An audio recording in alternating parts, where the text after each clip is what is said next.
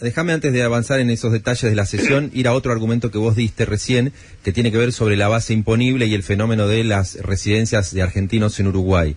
Si vos, me interesa vos qué pensás de fondo de dónde tienen que venir la recaudación de impuestos. Si vos ves la película desde 2003 hasta acá, en 2003 la recaudación por bienes personales, por nuestro impuesto a la riqueza, era 3% del PBI.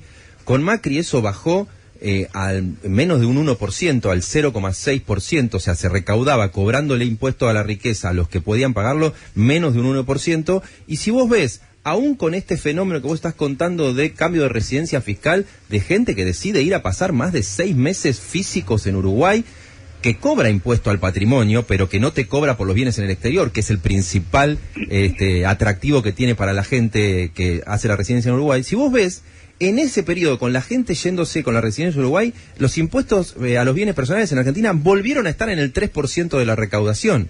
¿Se da ese fenómeno de que se licúa la base imponible? Porque uno cuando ve esa película ve lo contrario. O sea, cediste recaudación en bienes personales durante la baja de alícuotas del macrismo y ahora, aún con ese fenómeno, volviste a estar a cerca del 3% de la recaudación gracias a ese impuesto.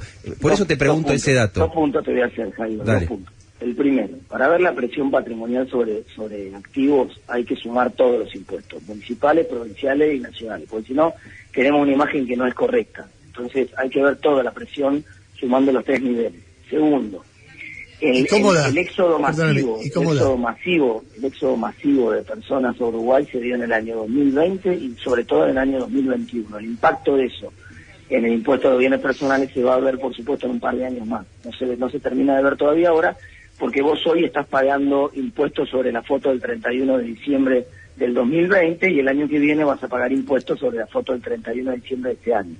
Y todavía te tienen que pasar los 6 meses de residencia, es decir, todavía mucha de la gente que se iba mudando todavía seguía teniendo residencia fiscal acá. Entonces eso es un proceso que en 2 o 3 años te va a limar toda la base imponible que tenés acá, o buena parte de la base imponible se te va a ir, la vas a perder. Tercero, tenés que descontar de la cuenta esa que sacaste vos el ingreso extraordinario del impuesto a la riqueza, que fue por única vez en el esquema excepcional. No, yo estoy contando solo bienes personales, estoy contando solo el ítem de bienes personales, sí, con la suba de alícuotas que puso la ley de solidaridad de Guzmán cuando asumió, aporte solidario a las grandes fortunas, que es otro argumento que uno podría decir no se iba a recaudar porque se iba a judicializar, y se recaudaron casi 300.000 millones de pesos. Yo no sé si vos apoyabas el aporte solidario. Las dos cosas pasaron las dos cosas.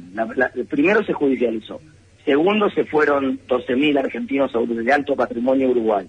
Que estamos hablando, porque alguno me dice, pero son 12.000 nada más. Claro, pero es que los que pagan impuestos a los bienes personales sobre grandes fortunas también son 12.000. Entonces, y hay un solapamiento bastante grande cuando uno mira los 12.000 que se fueron con los 12.000 que pagan. Entonces yo te digo, es una cuestión de tiempo. Si vos le pones un impuesto a alguien que puede cambiar de residencia fiscal muy fácil, y tengo los números de que efectivamente eso está ocurriendo, digamos, es una cuestión de tiempo. Vos vas a verlo, este impacto sobre la capacidad de cobrar bienes personales. ¿Sabés qué me parece? Lo vas a ver claramente en un par de años. Déjame decirte una cosa, Martín. Ustedes dos son economistas, o Jairo es un especialista en economía, yo no. Pero de seguir el debate muy atentamente, hay muchos argumentos tuyos que son razonables. Es el quilombo de cobrar impuestos. Vos cobrás impuestos y lo haces en un país que además no genera confianza, y hay que ver cuáles son las razones. Me imagino que no vamos a coincidir exactamente en las razones, pero no importa, no genera confianza, vos cobras impuestos y corres el riesgo de que se vaya al otro lado. De hecho, uno de los planteos de Biden cuando llegó al poder era hacer un mecanismo de solidaridad internacional para evitar que donde cobras impuestos se te vaya a un lugar donde le dan un paraíso fiscal. O sea, es un problema mundial lo que vos planteando, y es muy interesante lo que decís, porque bueno, te muestra lo difícil del tema. Ahora, me da la impresión de que tu argumento es extremo, ¿entendés? Porque cuando Jairo te dice, bueno, pero escúchame, bajaron al 0,6%. La campaña que hizo Juntos por el Cambio contra el impuesto extraordinario por motivo de la pandemia, que la verdad que es casi de buena persona pagarlo, ¿no? Un cachito de la fortuna de los más ricos entre los ricos para poder bancar la dificultad que tiene el país. Encima, cuando vos decís, a mí me preocupa el déficit fiscal, bueno, esta vez les pedimos una vez que se haga esto. La campaña, y yo veo todo eso, y ¿sabes lo que me sale? Que detrás de argumentos técnicos hay una visión política de que a los ricos no hay que cobrarles. Que ustedes dicen, del otro lado hay revanchismo, pero me parece que de este lado hay como una identificación con los empresarios, muy acrítica, donde creen que los impuestos son malos siempre. La palabra impuesto parece que es algo que es terrible, cuando el impuesto es el organizador de una sociedad.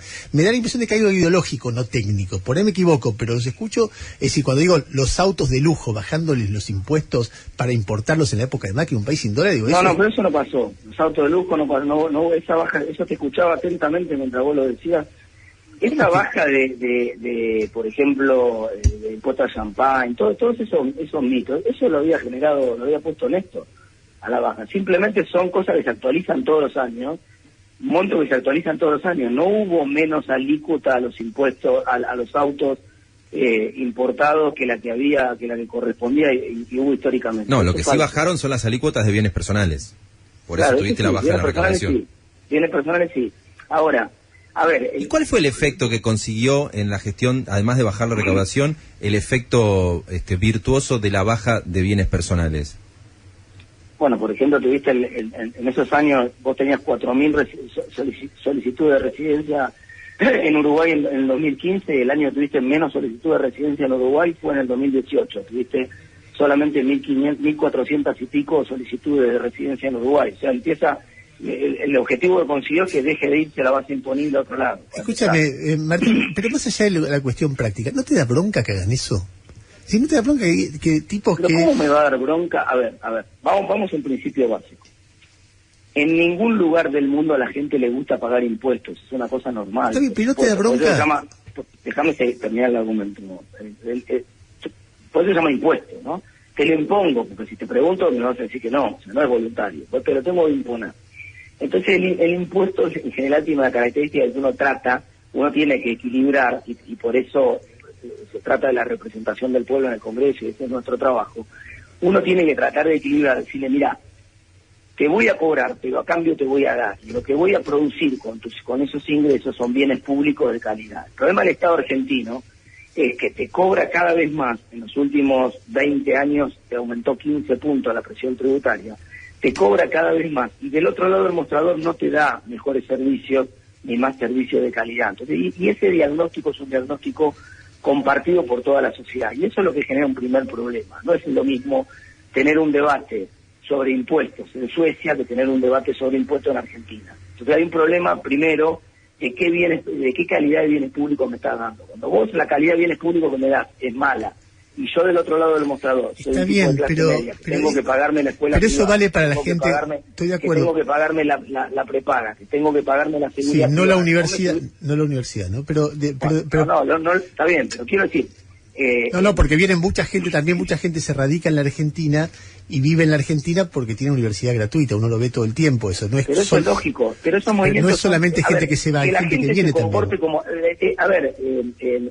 Ernesto, que la gente se comporte como gente y que tenga un comportamiento racional, eso es un dato de la realidad. No, está bien, pero no podemos sorprender, ni nos puede dar bronca, ni nos puede dar, porque ese tipo, digamos, sí, claro, la gente que tiene educación más barata de un lugar de la cordillera va a tratar de pasar al lugar de la cordillera donde tiene más barato. Sí, claro, la gente que le cobra menos impuestos del otro lado del charco va a tratar de ir del otro lado del charco. Martín, eso es un dato. Tenemos que ir cerrando. Jairo se muere por hacerte la última pregunta y te pido que sea sintético porque ya estoy pasadísimo de tiempo y tengo que cerrar. Está bien, pero antes de la última pregunta de Jairo, déjame hacer un comentario. Vos me hiciste una pregunta, no te terminé de contestar.